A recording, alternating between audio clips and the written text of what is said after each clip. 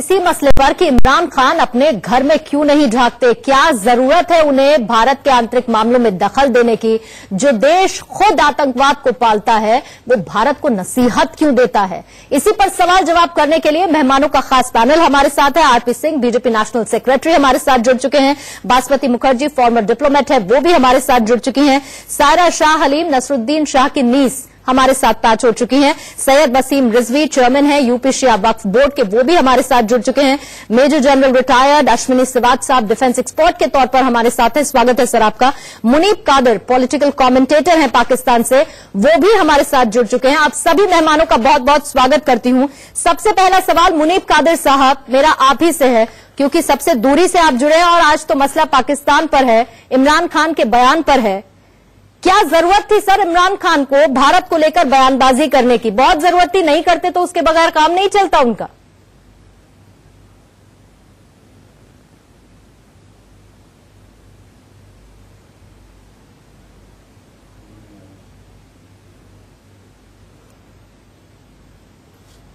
मुनीब कादिर आपका जवाब हम तक पहुंच नहीं पा रहा है, कुछ टेक्निकल इश्यू है, आपकी आवाज नहीं पहुंच पा रही है, दोबारा से हम आपसे कनेक्ट करेंगे। लेकिन जरा बासमती मुखर्जी आप मुझे बताइए, जब तक हमारे साथ मुनीब कादिर जुड़े, जिस तरह की बात वहां से इमरान खान करते हैं और वो ये कहते हैं कि मैं सिखाऊंगा कि अल्पसंख्यकों के साथ किस तरह का सलूक किया जाता है, कैसा उनके साथ व्यवहार किया जाता है। जरा मैम थोड़ा एनलाइटन कीजिए कि क्या पाकिस्तान क्या कहना चाहता है, वो खुद कैसा वहां पर अल्पसंख्यकों के साथ सलूक करता है, कैसे उनको अपने यहां पर रखता है, और उस तरह से नापाक ज्ञानबाजी करने की इमरान खान को वहां से बैठकर जरूरत क्यों पड़ जाती है।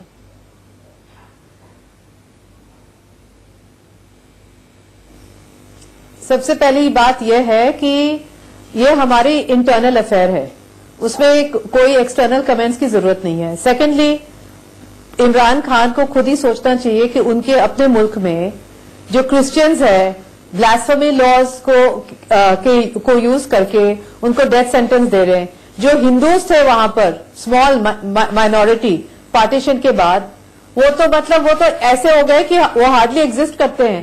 तो सबसे पहली बात यह है कि उनको अपने माइनॉरिटीज के बारे में सोचनी चाहिए, उनके जो राइट्स है, और जो हमारे जो इंटरनल अफेयर्स है ना इंटरफियर करे, क्योंकि जो कमेंट किया गया है वो हमारे इंडियन सिटीजन ने किया है, इसमें धर्म की बात नहीं है, उन्होंने कमेंट किया है। अब उस कमेंट पे चाहे सही हो न सही हो, वो हम लोग इंटरनली इंडिया में डिबेट करेंगे, उसके लिए कोई एक्सटर्नल इंटरवेंशन की जरूरत नहीं है।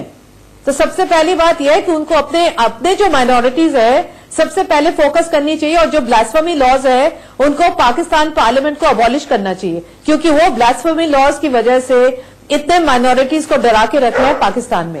हमारे सिटीजन्स को फुल फंडामेंटल राइट्स है, उसमें धर्म की बात ही नहीं है, और ये भी धर्म की बात नहीं है। हमारे सिटीजन ने कुछ कहा है, वो हम लोग इंटरनली डिबेट करेंगे, सही है सही नहीं है, वो इंडिया का मामला है, पाकिस्तान की मामला नहीं है। क्या हमारे साथ पैच हो चुके हैं मुनीब कादिर?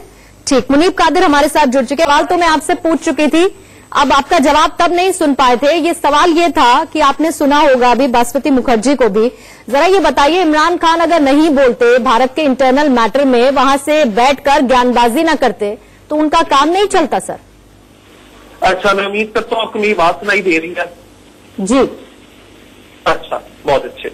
मैं तो बड़ा खुश हूँ कि इमरान खान साहब ने बात की है, बल्कि ये बात तो मुझे भी करनी चाहिए, बात तो आपको भी करनी चाहिए। ह्यूमन राइट्स का जहां भी इशू आ रहा हो, चाहे वो पाकिस्तान हो, चाहे वो हिंदुस्तान हो, चाहे वो कोई भी मुल्क क्यों ना हो, हम सारों को बात करनी चाहिए। क्योंकि अगर हम ह्यूमन राइट्स के ऊपर तवज्जो नहीं करेंगे, अगर हम उसके ऊपर रोशनी नहीं डालेंगे, तो फिर तो कोई फायदा ही ना हुआ ना। फिर तो पता नहीं हम सारे जो भी कर रहे हैं क्यों कर रहे हैं। ये ह्यूमन स्टोरी है, हमें को आवाज देनी पड़ेगी। बल्कि नसीरुद्दीन शाह साहब ने जो बात रेज की है वो बड़ी पर्टिनेंट है, और मैं मानता हूँ पाकिस्तान के अंदर बहुत चैलेंजेस हैं ह्यूमन राइट्स को लेकर, कितनी सारी बातें तो इन्होंने बिल्कुल ठीक बोली हैं। उस हिसाब से हिंदुस्तान में भी बहुत चेंजेस है। और अगर हम कहें कि नहीं हमारे मुल्क में तो कुछ भी नहीं है, बाकी मुल्क की खराब है, उसके अंदर हम किसको झूठ बोल रहे हैं? ऐसे झूठ तो नहीं बोल के रहा जा सकता। अच्छा मुनीब कादिर आप कौन हैं? पाकिस्तान में मुनीब कादिर आप लोग कौन हैं? मुनीब कादिर आप कौन हैं? मतलब मेरे घर में अगर कुछ होता है तो पहले तो आप कान लगा के सुने, आपकी ऑडेसिटी देखिए सर, सुनिए, आप एक कान लगा के सुने और उसके बाद आप मेरा दरवाजा खटखटाए और कहे सुनो मेरी राय ले लो, मशवरा ले लो, क्योंकि मैं तो मुफ्त में ज्ञान बांटने के लिए आया हूँ। मुनीब कादिर, मेरा सवाल सुन लीजिए मैं क्या कह रही हूँ। हम बोलेंगे हमारे रेसिपी होगी। मुनीब कादिर, रेसिपी होती, आप इस तरीके से बोलते रहेंगे तो देखिए समझ में नहीं आएगा। कुछ ग्राफिक्स भी चल रहे हैं, कुछ ग्राफिक्स भी चल रहे हैं, और अगर आपके सामने टेलीविजन स्क्रीन है तो पहले जरा देख लीजिए आपके पाकिस्तान का हाल क्या है, वहाँ पर अल्पसंख्यकों के साथ किस तरह का व्यवहार होता है। मुनीब कादिर, थोड़ा सब्र रखिए। मुनीब कादिर, सुनने में बहुत अच्छा लगता है, ह्यूमन राइट्स फॉलो करने में बहुत मुसीबत आती है आप लोगों को उसे अपने देश में फॉलो करने में मुनीब कादिर बहुत मुसीबत आती है।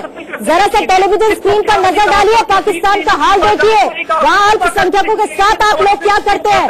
अमेरिका आपको ब्लैकलिस्ट करता है अल्पसंख्यकों के साथ इस तरह का दुर्व्यवहार करने के लिए। या बिल्कुल पूर्णिमा, तो मैं बिल्कुल मानता हूँ आप सुनने के मूड में नहीं है मुनीब कादिर। ठीक है, आप बोल लीजिए पहले। हिंदुस्तान के लिए बहुत है, ना रहिएगा। आप बोल लीजिए पहले सर, जब सुनने के मूड में हो तो बताइएगा, फिर अपना सवाल दोहराऊंगी मैं। हाँ, मैं सुनने के मूड में, जी आप बताइए। ठीक, मेरा सवाल आपसे ये है कि आप होते कौन हैं।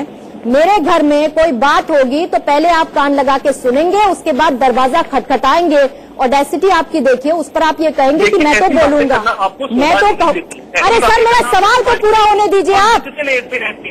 आप सवाल पूरा नहीं होने देते।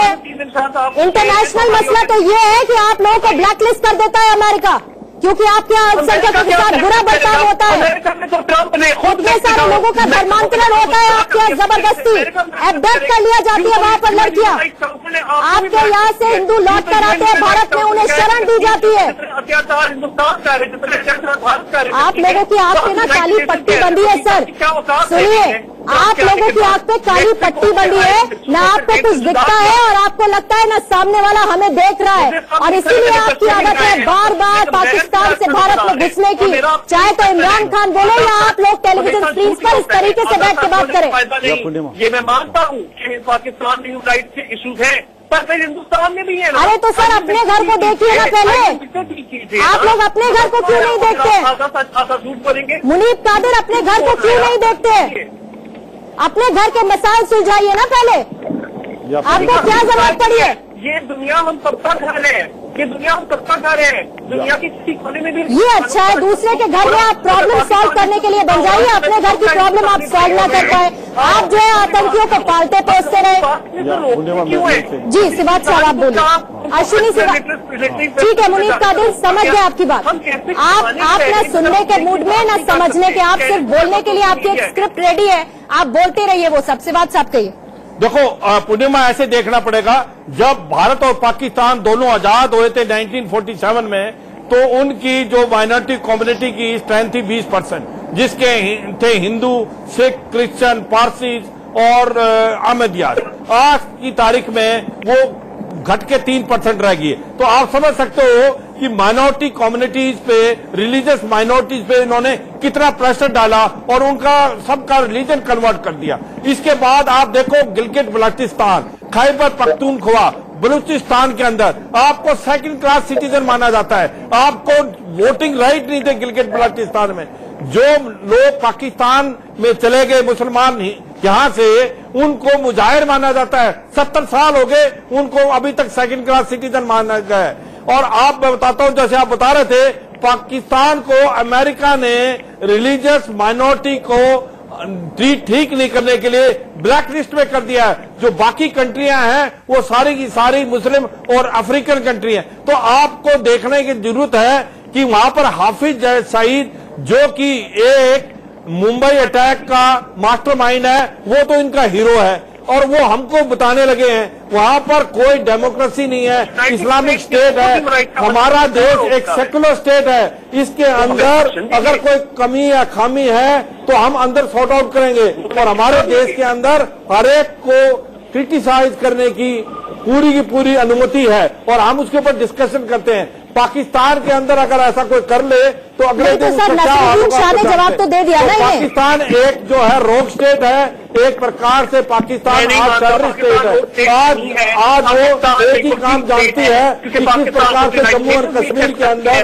टेररिस्ट भेजना, और ये आप चाहती है पंजाब के अंदर भी किसी तरीके से। सबसे बड़ी बात एक फेल्ड स्टेट है। और जब इमरान खान वहां से सवाल उठाते हैं नसरुद्दीन शाह के बयान को आधार बनाते हुए, नसरुद्दीन शाह उन्हें खुद जवाब देते हैं और वो कहते हैं 70 सालों से हम लोकतंत्र में रह रहे हैं, आप अपने पहले लोकतंत्र को संभालिए। लेकिन मुनीब कादिर यहाँ पर सुनने के बिल्कुल मूड में। सर आप समझ नहीं पा रहे हैं कि लोग क्या कह रहे हैं। आप क्या झूठ, आपके पास हाथ में कोई रिपोर्ट है, आप बताइए वहां पर किस तरीके का व्यवहार अल्पसंख्यकों के साथ आप लोग करते हैं। बताइए भारत की स्थिति, फैक्ट्स लेके बैठे हैं क्या सर आप? अहमद दियाद को तो आप ट्रीट नहीं करते मुसलमान, उनको कोई भी आपने फैसिलिटी नहीं दी है। बलूचिस्तान के अंदर मिलिटेंसी है, वो आपसे दूर होना चाहते हैं। मुझे बाकी पैनलिस्ट को लेकर आना है। सैयद वसीम रिजवी भी हमारे साथ है, यूपी शिया वक्फ बोर्ड के चेयरमैन है वो। सैयद वसीम रिजवी, मेरे पास कुछ आंकड़े थे जिसमें मैं देख रही थी 2001 से 5000 शिया पाकिस्तान में मारे जा चुके हैं। हो सकता है मुनीब कादिर इसको भी खारिज कर दें सीधे सीधे, लेकिन आप तो शिया वक्फ बोर्ड के चेयरमैन हैं सर उत्तर प्रदेश में। मुझे जरा ये बताइए कि ये पाकिस्तान हमें सलाह देगा कि हमें कैसे अपने लोकतंत्र में, अपनी स्थिति में कैसे अल्पसंख्यकों के साथ व्यवहार करना है, और यहाँ इनको क्या ऐसा समझ में आया, इनको कौन सा ब्रह्म ज्ञान हुआ कि यहाँ हम लोग अच्छे से नहीं रह रहे? देखिए, पाकिस्तान को एक मुल्क कहना, हम सोचते हैं कि मुल्क अल्फाज की बेइज्जती है। पाकिस्तान तो एक टेररिस्ट का अड्डा है और वहां पर वो एक आतंकी संगठन है, एक ऑर्गेनाइजेशन है आतंकी, और तरह तरह के दुनिया के खूंखार आतंकी वहां पर रह रहे हैं। तो वो एक टेररिस्ट का अड्डा है, उसको एक मुल्क कहना हम समझते हैं कि बेकार की बात है। और जैसे कि अभी आंकड़े बताए गए कि अल्पसंख्यकों का वहां क्या हाल है उसका, और शियों की खास तक अगर हम बात करें तो शियों को आए दिन वहां मारा जाता है, मस्जिदों में ब्लास्ट होते हैं, और तो जो ज्यादा वहां शिया मारे जा चुके हैं। और ये हमारे हिंदुस्तान में 17 दिसंबर को बाहर हिंदुस्तान में अल्पसंख्यक जितना महफूज है उतना दुनिया में कहीं का भी अल्पसंख्यक महफूज नहीं है। पाकिस्तान से टेररिस्ट ऑर्गेनाइजेशन है, और पाकिस्तान सुरक्षा की बात करता है। पाकिस्तान में न अल्पसंख्यक महफूज है न बहुसंख्यक महफूज है। आरती उतार रहे हैं आप कश्मीरियों की, बहुत अच्छे हालात कश्मीरियों के आपने। मुनीब कादिर कोई आरती उतारे ना उतारे, आप लोग तो अपने देश में आरती उतारते ही हैं। आतंकियों की आरती तो आप उतारते ही है कम से कम। मुनीब कादिर किसी और की आरती उतारे ना उतारे, अपने देश में आतंकियों की आरती तो आप उतारते ही है।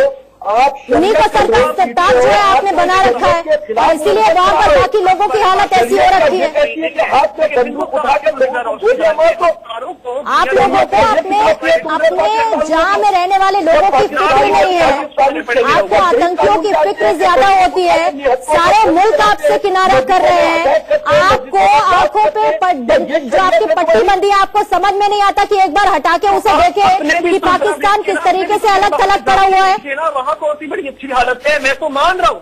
अरे तो मानिए ना सर, तो पहले अपने घर का कचरा साफ करेंगे या फिर दूसरे घर में घुसेंगे? पाकिस्तान, अरे मान के कीजिए ना फिर, या टाइम पास है भारत के लिए बोलना? में झांकना चाहिए, में झांकना चाहिए। नहीं मुनीब कादिर ये बताइए के बाद में दूसरी नवाज शरीफ बने, नवाज शरीफ के बाद सैयद वसीम रिजवी एक सेकंड, इमरान खान बन गए। ठीक है सैयद वसीम रिजवी एक सेकंड, होता है सैयद वसीम रिजवी एक सेकंड, जरा मुनीब कादिर से मुझे एक सवाल पूछना है। ठीक है मुनीब कादिर, आप कॉन्टिन्यूअसली एक बात की रट लगाए हुए हैं। आप ये कह रहे हैं कि भाई हमारे यहाँ प्रॉब्लम है, ये हमको पता है, लेकिन आपके यहाँ की जो प्रॉब्लम है हम उसे इग्नोर नहीं करेंगे, हम उस पर भी बोलेंगे। मैं ये पूछ रही हूँ सर मुनीब कादिर, मेरा सवाल तो सुन लीजिए।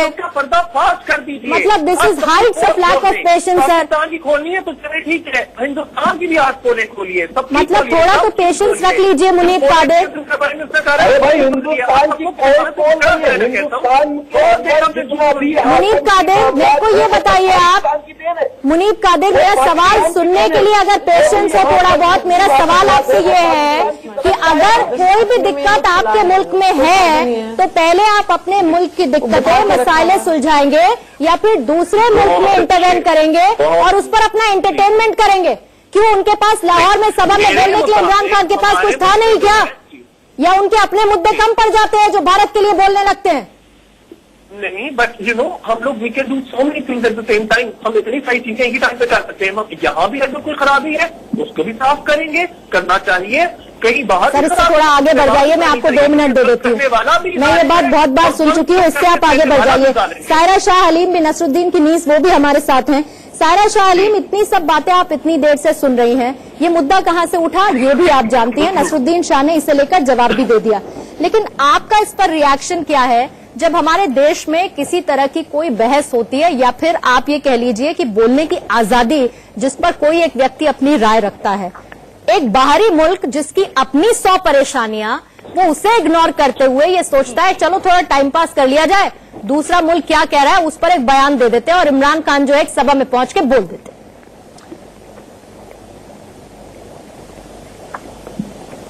देखिए, भारत एक लोकतंत्र है और ये जो इसका जो संविधान है सबसे मजबूत और स्ट्रांग है, तो हम अपना मुकाबला किसी और देश से ना करें, वही बेहतर होगा। पाकिस्तान को अभी बहुत प्रगति करनी है हमारी तरफ पहुंचने तक, क्योंकि हम हर अलग अलग हम लोग स्पेयर्स में प्रोग्रेस ले चुके हैं। आप साइंस करें, बात करें, या आप टेक्नोलॉजी की बात करें, reason, rationality, everywhere, information technology. लेकिन चूंकि हमारा जो संविधान है रिलीजियस मेजॉरिटेरियनिज्म पे डटा नहीं है। हमारा कॉन्स्टिट्यूशन सेक्युलर कॉन्स्टिट्यूशन है और तभी हम लोग यूनिटी इन डाइवर्सिटी जैसा प्रिंसिपल सेलिब्रेट कर सकते हैं। अब आप देखिए पाकिस्तान में सिविल लिबर्टीज कितनी कर्टेल्ड हैं, वहां की गवर्नमेंट्स कितनी अनस्टेबल है। आप देखिए मिलिट्री कूप्स होते रहते हैं और कभी कभी मिलिट्री जनरल्स अपने आप को प्रेसिडेंट करार कर लेते हैं। और 2013 was the only time where एक कॉन्स्टिट्यूशन ट्रांसफर हुआ था from one power to another, वरना इससे पहले आप देखिए रिलीजियस माइनॉरिटीज की कोई फ्रीडम नहीं है। जी बोलिए सारा अपनी बात पूरी कीजिए। अहमदियों को तो हज जाने का भी हज जाने की परमिशन नहीं है। मिले अपने पाकिस्तान से मुनीब कादिर के पर इतनी इनजस्टिस होती है। मुनीब कादिर, मिले आप अपने पाकिस्तान से जिसकी जानकारी शायद आपको नहीं है, या आप जान के भी अनजान बनने के लिए तैयार बैठे हैं? सुनिएगा आप जरा। जी चलिए, आप अपने फैक्ट सुनाइए। तो इमरान खान मुनीब कादिर के पास ना दे, सारा रुकिएगा जरा। मुनीब कादिर के पास कुछ फैक्ट्स अभी आए हैं चल के। मुनीब कादिर के पास कुछ फैक्ट्स आए हैं, देखते हैं वो क्या कह रहे हैं। बताइए मुनीब कादिर, कौन सी नई बात बताएंगे आप पाकिस्तान के बारे में? करते हैं तो मैं ऊंचा ही बोलूंगा। मैं और बात करता हूँ 20 साल तानिया बीबी, जिनको के नवंबर में इंडियन फायरिंग के थ्रू मारा गया कश्मीर के अंदर, उनके बारे में क्या कहेंगे? आप लोग कश्मीर नहीं छोड़ेंगे ना? आप लोग कश्मीर नहीं छोड़ेंगे? वहाँ भी कोई बड़े अच्छे नहीं है। आप लोग कश्मीर नहीं छोड़ेंगे मुनीब कादिर, कोई डिज्नीलैंड नहीं खुला हुआ है ना? आप लोग कश्मीर नहीं छोड़ेंगे, वहाँ पर आप आतंकवाद फैलाते रहेंगे, आप फंडिंग करते रहेंगे, और जब मसला कोई भी भारत के किसी और क्षेत्र में होता है तो उस पर भी अपनी मुफ्त की राय रख देंगे। यही काम बचा है बस अब पाकिस्तान के पास, यही काम बचा है बस अब पाकिस्तान के पास। आप अगर मुझे आगाह करें तो थोड़ा सा मैंने कहा मैं भी आगाही कर दूं कि आपके यहाँ भी कोई डिज्नीलैंड नहीं है, आपके यहाँ कोई परियां नहीं झूम रही, कोई परियां नहीं नाच रही, वहाँ भी बहुत बुरे हालात है। क्या नहीं हो रहा सर? ह्यूमन राइट्स इम्प्रूव करने क्या नहीं हो रहा? आपको यूएन ह्यूमन राइट्स काउंसिल की सुननी होगी। क्या नहीं हो रहा मुनीब कादिर? तो हम आलोचना करते हैं।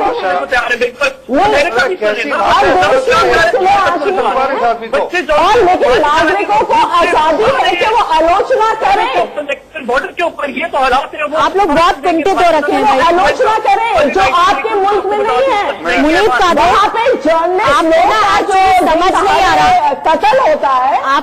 आपको मुनीब कादिर समझ नहीं आ रहा है कि आपके पाकिस्तान की साइलेंस इतनी ज्यादा बढ़ चुकी है कि आप उनको सुलझाने पे फोकस नहीं करना चाहते। आपको लगता है कि यहाँ से डिस्ट्रैक्शन रखो, बाकी जगह बोलते रहो, सब कुछ बहुत बढ़िया हो जाएगा। मैं आपसे लगातार एक सवाल पूछ रही हूँ, आप होते कौन है मेरे घर के बारे में बोलने वाले? आप लोग होते कौन है मेरे घर के बारे में बोलने वाले? मुनीब कादिर, आप लोग कौन होते हैं? अगर आपको मेरा सच बर्दाश्त नहीं हो रहा, अगर आपको मेरा सच बर्दाश्त नहीं हो तो सच को बदलिए, ह्यूमन राइट सिचुएशन इंप्रूव कीजिए। आप अपने यहाँ ह्यूमन राइट्स देखे हैं क्या? आपने अपने यहाँ ह्यूमन राइट्स देखे हैं मुनीब कादिर? क्यों दे रही है? आप लोग मानव के साथ मानव जैसा व्यवहार नहीं करते, ह्यूमन राइट्स की दुहाई देंगे आप लोग? क्या जी? आरपी सिंह साहब, मेरे को एक रिएक्शन और मैं माफी चाहूंगी, बहुत देर से आप इंतजार कर रहे हैं, सबको सुनने का मौका भी मिला होगा। बासमती मुखर्जी, आऊंगी मैं आपके पास भी, एक रिएक्शन मुझे आरपी सिंह से लेना है। आरपी सिंह, ऐसा नहीं लग रहा है इस वक्त मुनीब कादिर को सुन के या फिर इमरान खान को जगह जगह जिस तरह की वो बातें करते हैं, वो ये कहते हैं मैं सिखाऊंगा मोदी को कि कैसे अल्पसंख्यकों के साथ व्यवहार करना है, और उनके जो लगातार बयान आते हैं, आपको नहीं लगता कि जैसा वो रिस्पॉन्स चाहता है भारत से, भारत उसको वैसा रिस्पॉन्स कर नहीं रहा, और इसीलिए कहीं ना कहीं इतनी इनसिक्योरिटी पाकिस्तान में भर गई है कि वो सोचता है इसी तरह की बयानबाजी करते हुए हम थोड़ा सा आग लगाने की कोशिश करते हैं, शायद कुछ हो जाए। थोड़ा पाकिस्तान के बनने के इतिहास में जाए तो सारी बात स्पष्ट हो जाएगी। पाकिस्तान बना था भारत के विरोध में बना, एक इस्लामिक स्टेट बना। अब उनको एक साथ रहने के लिए, इकट्ठा ग्लू करने के लिए उनके पास एक ही इशू है, भारत, कश्मीर और इस्लाम। इसके अलावा कुछ नहीं है। वो इस्लामिक स्टेट के नाम पर अपने को इकट्ठा रखना चाहते हैं, और कैसी हालत है वहां पर सबको पता है। वहां पर लोकतंत्र नाम की चीज, इनसे पूछिए, इनका कभी कोई गैर मुसलमान देश का राष्ट्रपति बन सकता है क्या? कोई गैर मुसलमान देश का प्रधानमंत्री बन सकता है क्या? क्या कोई गैर मुसलमान इनकी इंटेलिजेंस एजेंसी का चीफ बन सकता है क्या?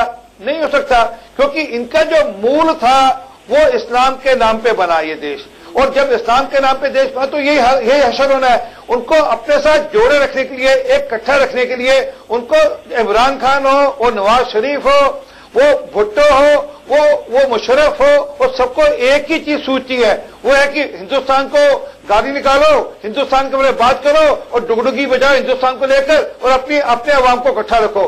असली बात है वहां पर कोई डेमोक्रेसी है नहीं, वहां पर किसी प्रकार की सेकुलरिज्म है नहीं, वहां पर आर्मी के रिमोट कंट्रोल से सरकारें चलती हैं।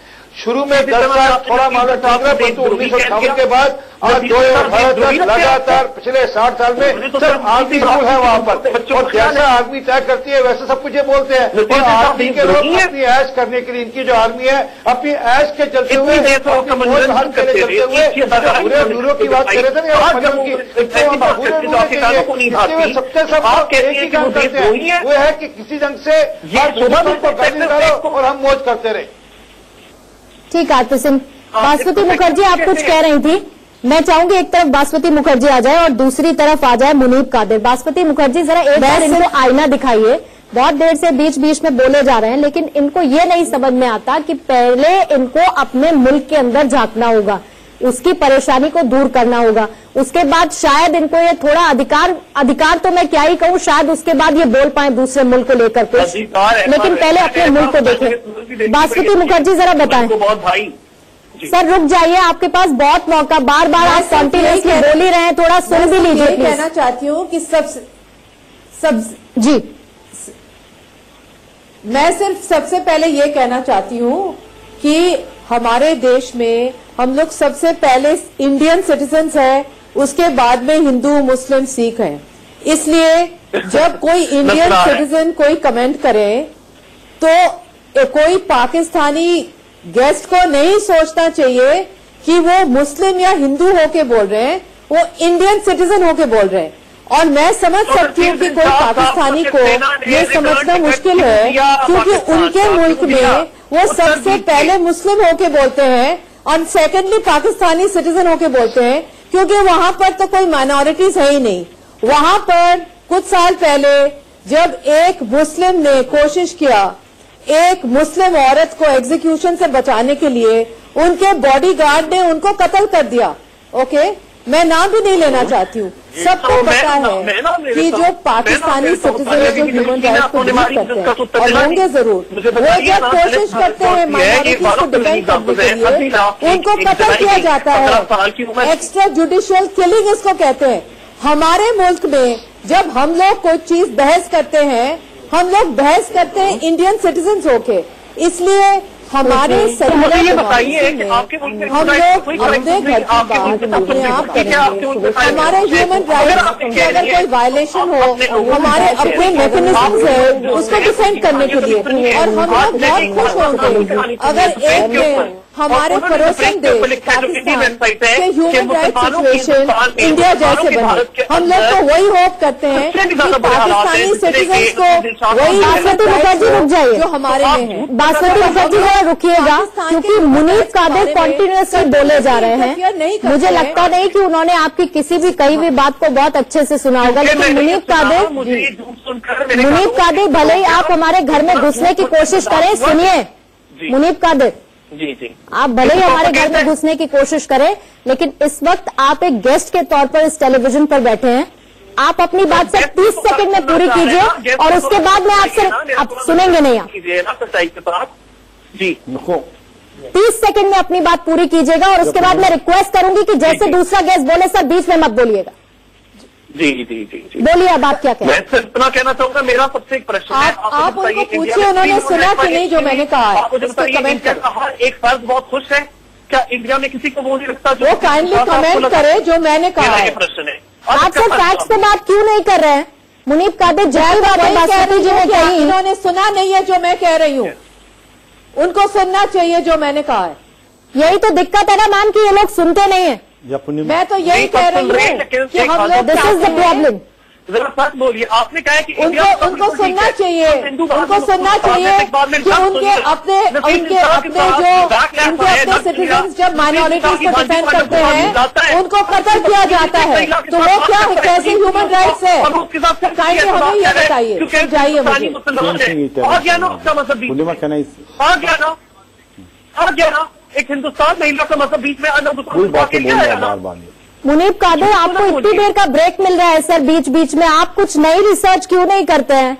आप वही बातें प्रोग्राम जब से शुरू हुआ आप वही बात घूम के आपके सामने इतनी सारी बातें रखी जा रही है। आपके पाकिस्तान की हालत क्या है?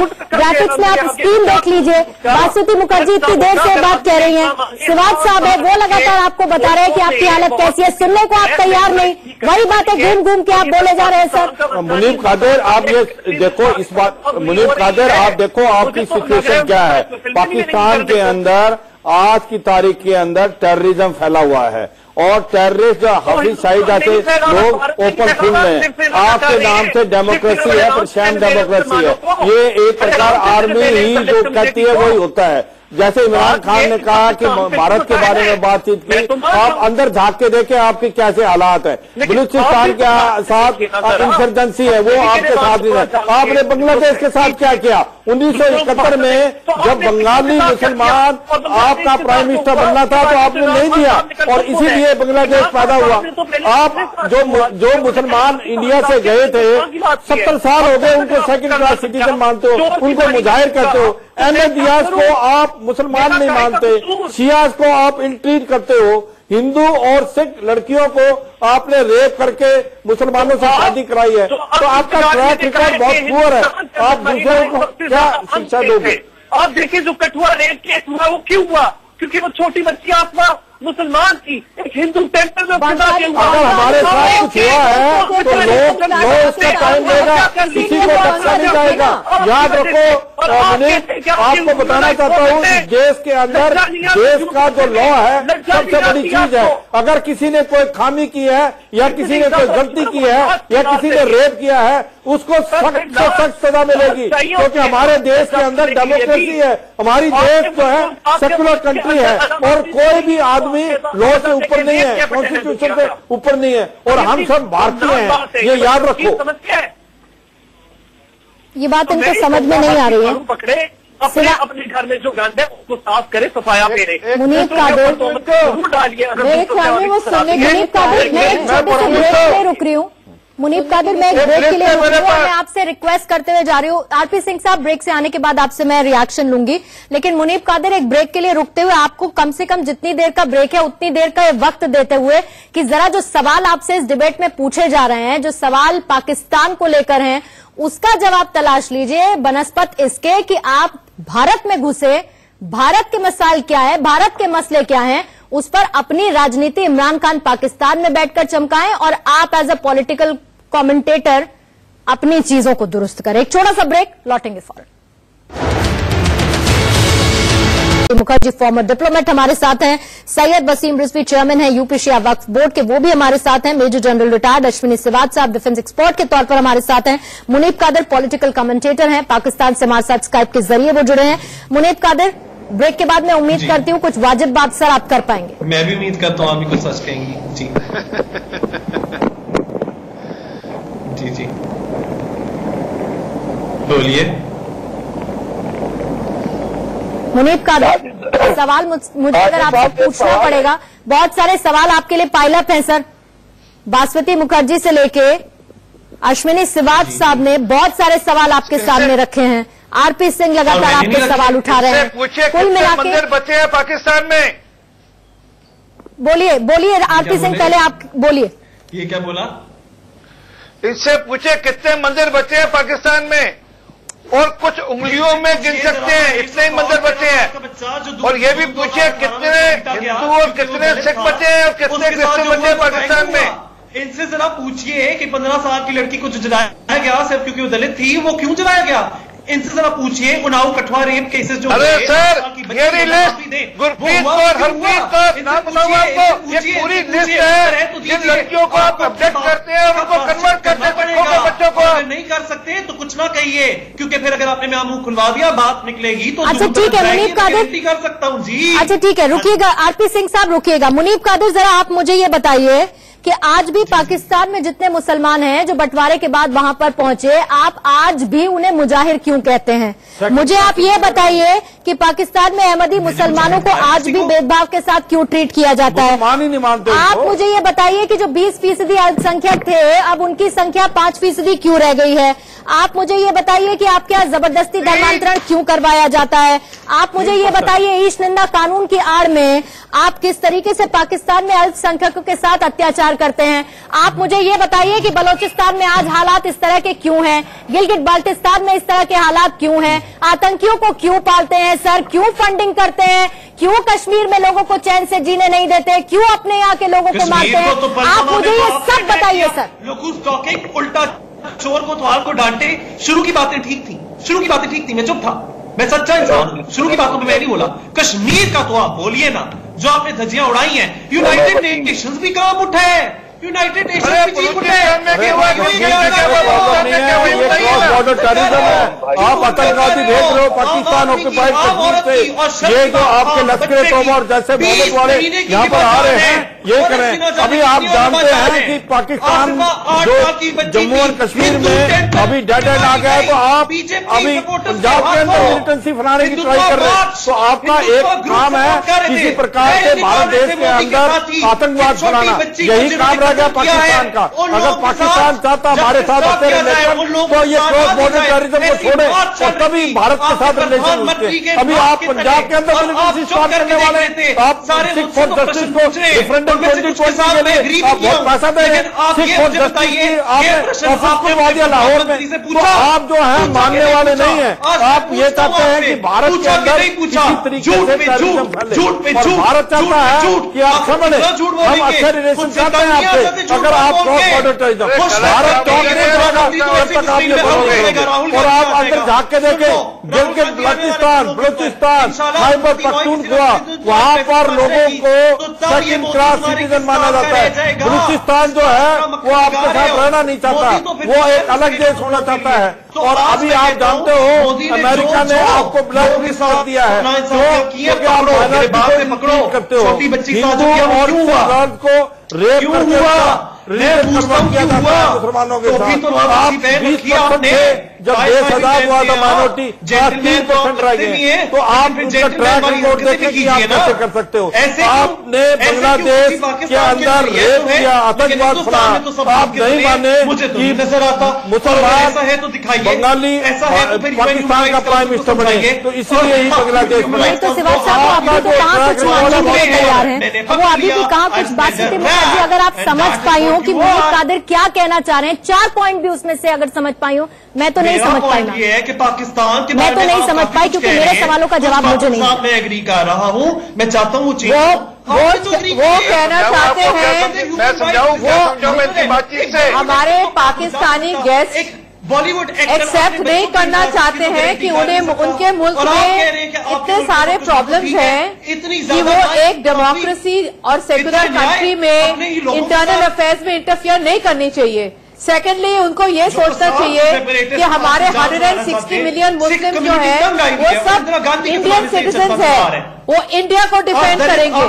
वो पाकिस्तानी नहीं है, क्योंकि वो नहीं सोचते कि वो पहले मुस्लिम है, वो हमारे मुस्लिम सिटीजन सोचते हैं कि वो पहले इंडियन है उसके बाद में मुस्लिम है। ये कोई पाकिस्तानी नहीं समझ सकेंगे क्योंकि वो लोग सिर्फ धर्म पे जाते हैं। हमारे मुस्लिम ब्रदर्स एंड सिस्टर्स जो इंडियन सिटीजन है वो सबसे पहले सोचते हैं इंडियन है। अगर बाकी मुझे क्लोजिंग कमेंट लेना होगा, सैयद वसीम रिजवी 15 सेकंड में क्लोजिंग कमेंट प्लीज आपकी तरफ से, और उसके बाद आरपी सिंह आप भी एक क्लोजिंग कमेंट दीजिएगा sir, 15 second please. Syed Waseem Rizvi ji, देखिए, पाकिस्तान को सबसे पहले ये बता दें, हमारा एक सवाल है कादिर साहब से कि पाकिस्तान के किस कोने में अमन है, और वो जहां खुद अमन न हो वो हिंदुस्तान को ये सिखाएगा कि यहाँ पर अल्पसंख्यक किस तरह से रहे। हिंदुस्तान के अल्पसंख्यक बहुत खुश है, पूरी दुनिया में सबसे ज्यादा महफूज है हिंदुस्तान में अल्पसंख्यक पूरी दुनिया में। सर, पूरी डिबेट में यही तो रहा कि अपने देश की तो उन्होंने बात ही नहीं करनी चाहिए, यही तो दिक्कत थी। आरपी सिंह, जो देश इस्लाम के नाम पे बना वो आज भी इस्लाम के नाम पर कत्ल गारत करता है, और आज जो सीरिया में हो रहा है वही पाकिस्तान में, कोई फर्क नहीं है, और लगातार वैसे ही हो रहा है। तो हमारे अपना अवाम अपनी जगह सब कुछ कह सकते हैं, सबको अपनी बात कहने का हक है, वहां तो बात कहने पर